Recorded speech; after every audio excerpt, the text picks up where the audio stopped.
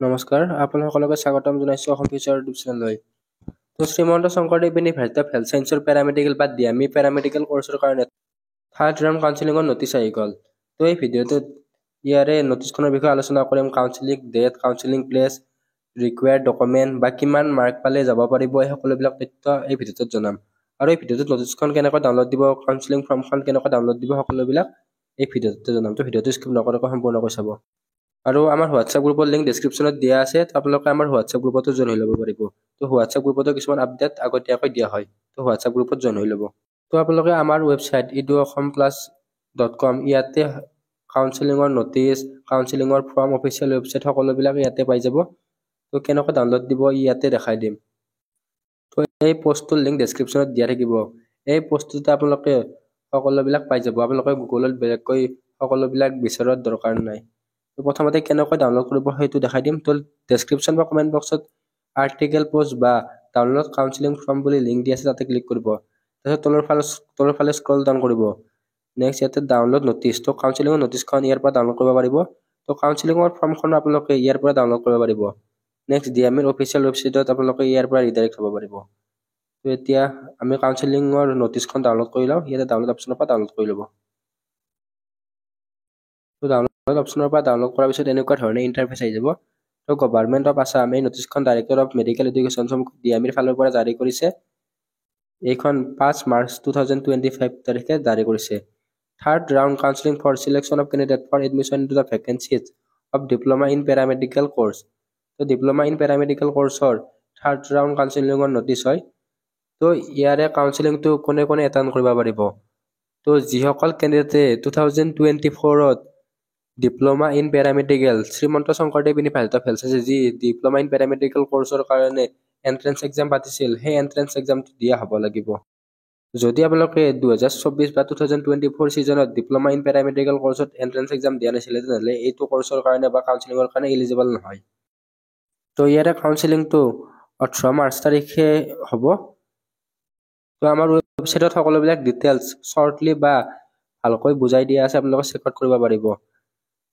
তো 18 মাৰ্চ তাৰিখে ইয়াৰে কাউন্সিলিংটো হ'ব। কাউন্সিলিঙত কি কি ডকুমেণ্ট লাগিব? তো কাউন্সিলিঙত পেৰামেডিকেল এণ্ট্ৰেন্স এক্সামৰ এডমিট কাৰ্ডখন লাগিব, নেক্সট স্ক'ৰ কাৰ্ডখন লাগিব, হাই ছেকেণ্ডাৰীৰ মাৰ্কশ্বিট, নেক্সট মেট্ৰিকৰ admit card, pass certificate, class 10 আৰু 12ৰ pass certificate, next permanent residence certificate PRC, caste certificate আৰু OBCৰ কাৰণে এনচেল চাৰ্টিফিকেটখন লাগে। যদি আপোনালোকে আনএমপ্লয়মেণ্ট ফেমিলি তাৰ পৰা বিলং কৰে, তেনেহ'লে আনএমপ্লয়মেণ্ট ফেমিলি চাৰ্টিফিকেট লাগিব। নেক্সট ইয়াতে এটা হিডিঙত লাইন দিয়া আছে, they are also' required a submit a set of photocopies of the set document and the recent passport size photo at the time of counselling. তো ইয়াৰ অৰ্থ হৈছে আপোনালোকক যিবিলাক ডকুমেণ্ট মেনশ্যন কৰিছে, ডকুমেণ্টৰ লিষ্ট অলৰেডি দিয়া আছে। তো ডকুমেণ্টখিনি মেনশ্যন কৰিছে, এই ডকুমেণ্টৰ জেৰক্সো লাগিব। আপোনালোকক অৰিজিনেল লগতে জেৰক্স দুয়োটাই লাগিব। আৰু আপোনালোকক ইয়াতে ৰিচেণ্ট চাইজ পাছপৰ্ট ফটো লাগিব। তো ৰিচেণ্ট চাইজ পাছপৰ্ট ফটো 3-4 কপিমান লৈ যাব। আৰু এটা ইয়াতে পইণ্ট দিয়া আছে, যিসকল কেণ্ডিডেটে 4 এৰিয়া বা 4 এৰিয়াৰ পৰা বিলং কৰে, তেওঁলোকৰ চাৰ্টিফিকেটখন DC বা SDOৰ পৰা চাইন কৰা হ'ব লাগিব। তো আপোনালোকে ইয়াতে কাউন্সিলিঙৰ টাইম বা তাৰিখ দিয়া আছে, তো সেইদিনাই আপোনালোকে কাউন্সিলিঙত যাব লাগিব।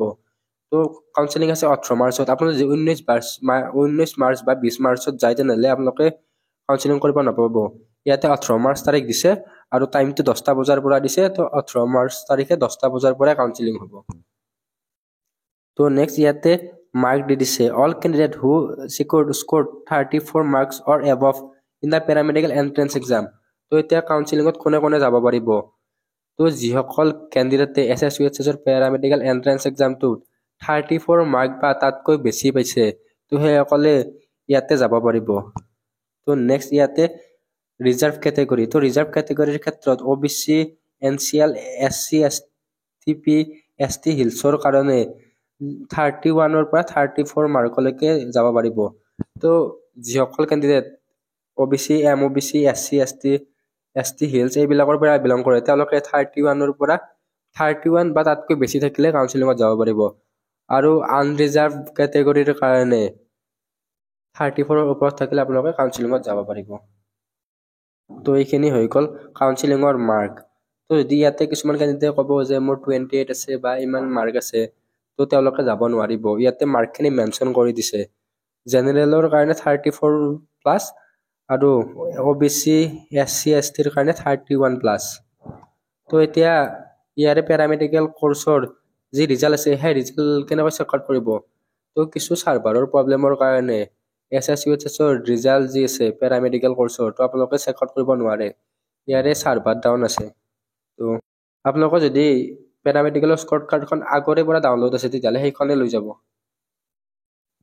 তো কাউন্সিলিঙৰ প্লেচটো হৈছে venue of counselling office of the director of medical education Assam 6 mile Khanapara Guwahati 22। তো DMৰ অফিচত ইয়াৰে কাউন্সিলিং হ'ব। টাইম অফ কাউন্সিলিং ৰাতিপুৱা 10টা বজাৰ পৰা আছে। তো ইয়াতে আপোনালোকে এখন আপোনালোকৰ কাউন্সিলিং ফৰ্মো লৈ যাব লাগিব। তো কাউন্সিলিং ফৰ্ম কেনেকৈ ফিল আপ কৰে তাৰে ভিডিঅ' অলৰেডি চেনেলত আছে। তো ভিডিঅ'বিলাক তলৰ ফালে আছে, পাৰিলে ডেছক্ৰিপশ্যনত দি দিম। এতিয়া কাউন্সিলিং ফৰ্মখন কেনেকৈ ডাউনলোড কৰিব সেইটো অলৰেডি ভিডিঅ'ৰ প্ৰথমতে দেখুৱাই দিছোঁ। তো আৰু এবাৰ আপোনালোকক দেখাই দিম। তো এই ব্লগ পোষ্টটো বা এইটোৰ লিংক ডেছক্ৰিপশ্যনত দিয়া আছে। ইয়াৰে পৰা আপোনালোকে কাউন্সিলিং ফৰ্মখন ডাউনলোড কৰিব পাৰিব। তো ইয়াতে সকলোবিলাক ডিটেইলছ ভালকৈ দিয়া আছে। তো কে ইনফৰমেশ্যন কাউন্সিলিং ডেট হৈছে 18 মাৰ্চ। তো ভেন্যুটো হৈছে office of the director of medical education 6 mile Khanapara Guwahati 22। Time হৈছে ৰাতিপুৱা 10টা বজাৰ পৰা। নেক্সট এলিজিবিলিটি ক্ৰাইটেৰিয়াৰ ক্ষেত্ৰত দিয়া আছে। ইয়াতে জেনেৰেল কেটেগৰীৰ কাৰণে 34 বা তাতকৈ বেছি হ'ব লাগিব। ৰিজাৰ্ভৰ কাৰণে 31 প্লাছ পালে হ'ব। নেক্সট ডকুমেণ্টখিনিও দিয়া আছে। ইয়াতে admit card of paramedical entrance exam 2024, ইয়াতে হাই ছেকেণ্ডাৰীৰ মাৰ্কশ্বিট, মেট্ৰিকৰো মাৰ্কশ্বিট, মেট্ৰিকৰ এডমিট কাৰ্ডখন লাগিব। নেক্সট ক্লাছ 10 আৰু 12ৰ pass certificate, next PRC, caste certificate, OBCৰ কাৰণে NCL চাৰ্টিফিকেট আৰু ৰিচেণ্ট পাছপৰ্ট চাইজ ফটো। তো আমাৰ ৱেবছাইটত এইবিলাক বহুত ভালকৈ দিয়া আছে। তো হাইলাইটাৰ ইউজ কৰি এনেকৈ দিয়া আছে। তো তলৰ ফালে স্ক্ৰল ডাউন কৰিলে ইয়াৰ পৰা ডাউনলোড কাউন্সিলিং ফৰ্ম ইয়াতে ডাউনলোড কৰি ল'ব পাৰিব। তো কাউন্সিলিং ফৰ্মখন আপোনালোকক ডাউনলোড কৰাই দেখাই দিওঁ। ইয়াতে ডাউনলোড অপশ্যনৰ পিছত এনেকৈ ডাউনলোড কৰি ল'ব, এনেকৈ কাউন্সিলিং ফৰ্মখন আহি যাব। তো কাউন্সিলিং ফৰ্মখন ফিল আপৰ অলৰেডি ভিডিঅ' আছে, আপোনালোকে কাউন্সিলিং ফৰ্মখন ইয়াৰ পৰা ফিল আপ কৰি ল'ব। তো এতিয়া বহুতে সুধিব যে ইয়াতে কলেজ চেঞ্জ কৰিব পাৰিম নে নাই? তো ইয়াতে নটিচখনত কলেজ চেঞ্জৰ কথা একো মেনশ্যন নাই।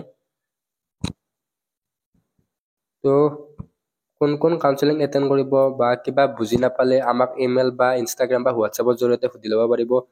তো লিংকবিলাক ডেছক্ৰিপশ্যনত দিয়া আছে। তো আপোনালোকে যদি 2025 ছিজনত BSc নাৰ্ছিং, B.Pharm পেৰামেডিকেল বা BSc মেডিকেল টেকন'লজি বা GNM এইবিলাক কৰ্চৰ কাৰণে এণ্ট্ৰেন্স এক্সাম দিম বুলি ভাবিছিল, তেনেহ'লে আমাৰ ইবুক কেইখন লৈ ল'ব পাৰে।